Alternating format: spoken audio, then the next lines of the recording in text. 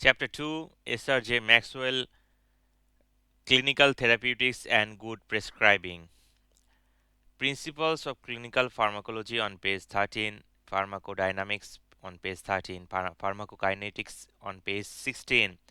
Inter-individual variation in drug responses on page 19, Adverse outcomes of drug therapy on page 19, Adverse drug reactions on page 19, Drug interactions on page 23, Medication errors on page 24, Drug regulation and management on page 25, Drug development and marketing on page 25, Managing the use of medicines on page 27, Prescribing in practice on page 28, Decision making in prescribing on page 28, Prescribing in special circumstances on page 31, Writing prescriptions on page 32, Monitoring drug therapy on page 35.